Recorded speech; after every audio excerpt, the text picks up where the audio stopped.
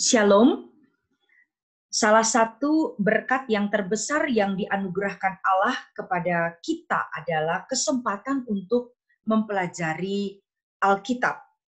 Nah, sebagian besar orang Kristen pasti akan setuju pernyataan ini.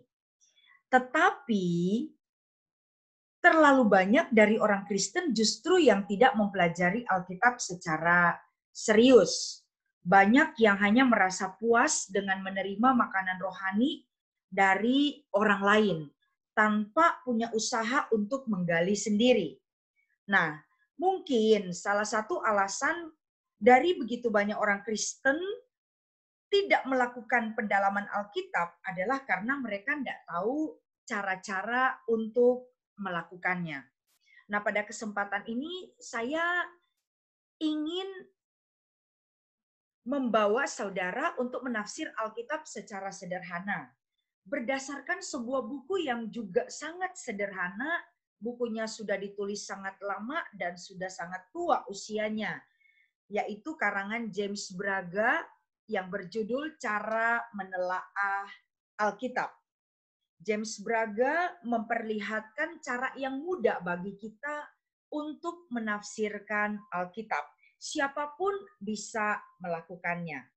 Nah, James Braga memulai pembahasannya itu dengan satu pendekatan awal yang disebut dengan pendekatan sintetik. Ya, ini merupakan salah satu cara sebenarnya untuk memperoleh sebuah tinjauan umum dari sebuah kitab ya dengan mempergunakan pendekatan ini. Oke, apa sebenarnya yang dimaksud dengan pendekatan sintetik? Sintetik itu dari kata sintesis yang berarti menempatkan bersama beberapa bagian sehingga menghasilkan sebuah keutuhan. Nah, inilah sebenarnya yang merupakan sasaran penelitian sintetik terhadap sebuah kitab dalam Alkitab, yaitu untuk memperoleh sebuah pandangan yang jelas tentang sebuah buku atau sebuah kitab sebagai hasil pencatatan bagian-bagiannya, hubungannya satu terhadap yang lain, serta peranannya sebagai bagian dalam keutuhan kitab atau buku tersebut. Dengan meneliti sebuah kitab atau buku secara sintesis, kita akan belajar mengikuti gerak berpikir utama dari awal hingga akhir buku tersebut, sehingga kita bisa memahami secara utuh apa yang dituliskan di sana. Nah, untuk latihan pada kesempatan ini kita akan mempergunakan kitab Yunus.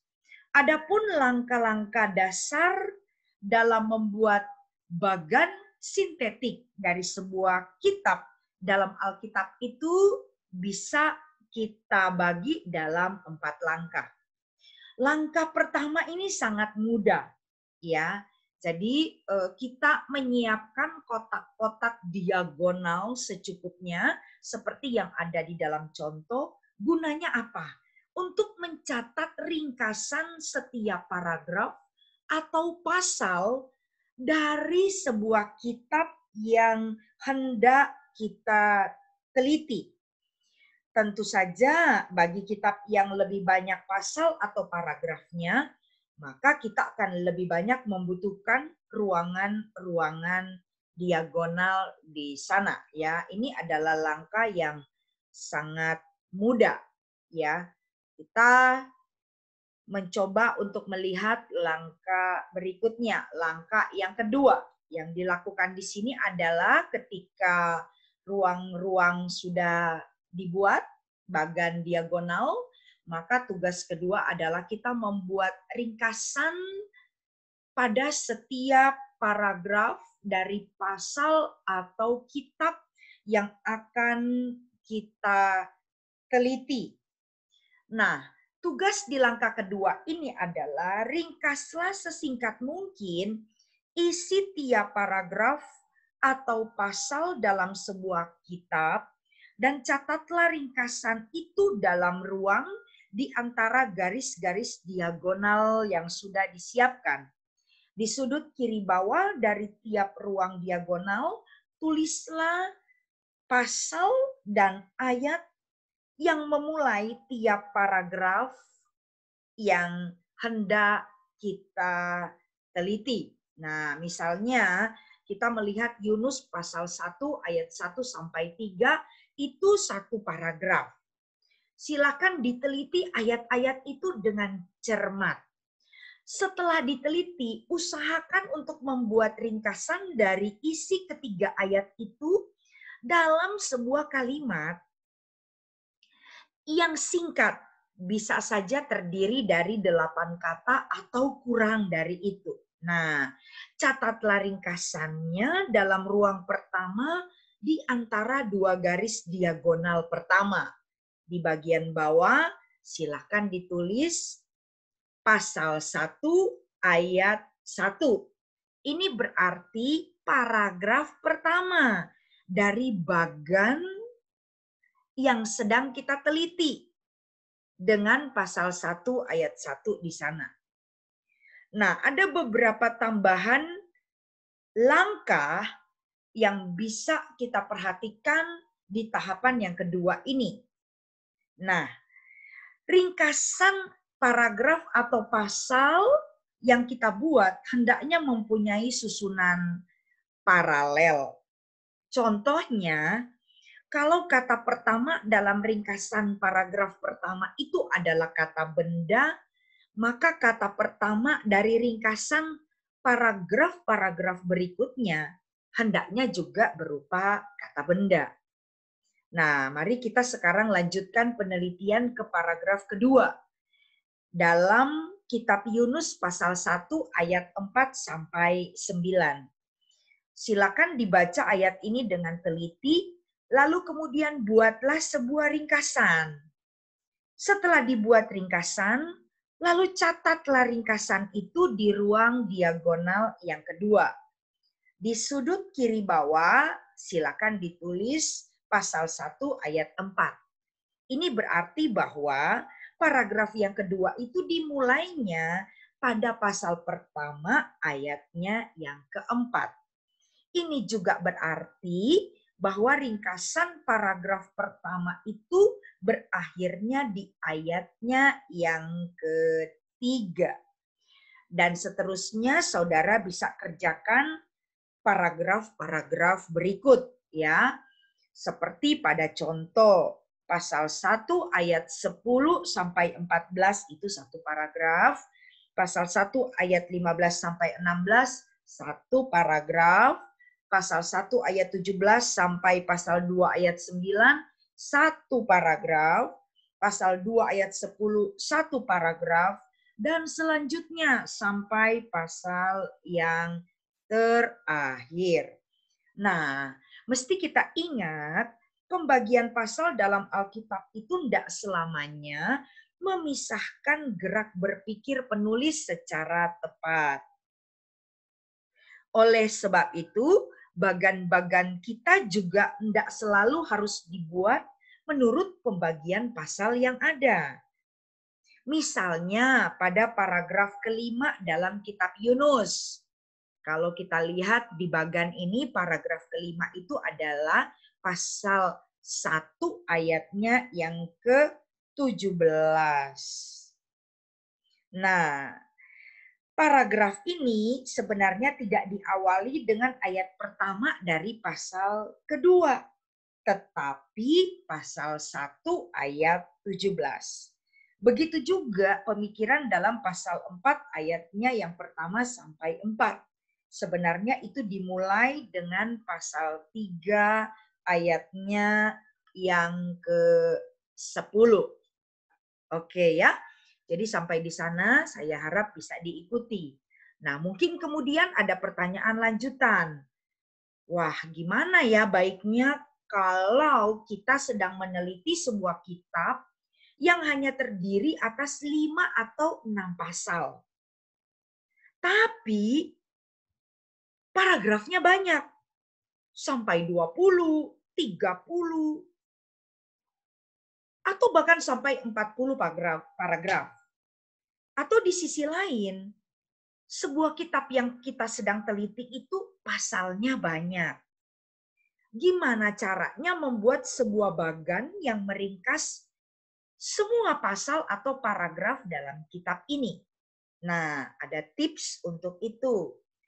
Bila kitab yang sedang kita teliti itu merupakan kitab yang ringkas dengan banyak sekali paragraf, kita bisa gabungkan paragraf-paragraf berurutan yang berisi konsepsi-konsepsi yang cukup dekat hubungannya, atau yang isinya amat mirip, sehingga dapat dianggap sebagai satu kesatuan. Nah, ini bisa dijadikan satu paragraf dari dua atau beberapa paragraf berurutan. Nah, kalau kitab yang kita sedang selidiki itu punya pasal yang cukup banyak, kita bisa menggunakan prosedur yang sama, menggabungkan beberapa pasal berurutan yang punya hubungan yang cukup erat satu dengan yang lain, untuk kemudian meringkas kelompok pasal itu sebagai satu bagian. Lalu kemudian kita akan lanjut pada langkah ketiga, yaitu memilih bagian-bagian utama. Apa yang harus kita lakukan di sini? Perhatikanlah paragraf-paragraf atau pasal-pasal berurutan yang memiliki topik yang sama atau yang oleh satu dan lain hal berhubungan erat satu dengan yang lain.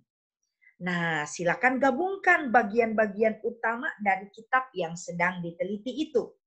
Beri judul yang mengena bagi setiap bagian utama dan catat pasal dan ayatnya yang terliput dalam setiap bagian utama. Bagian-bagian utama ini merupakan garis besar atau struktur utama yang sedang kita teliti. Tunjukkanlah setiap bagian utama langsung di bawah garis-garis diagonal pada bagan yang sudah dibuat. Judul-judul tiap bagian utama itu hendaknya punya struktur yang paralel, artinya punya kesamaan tertentu. Ya.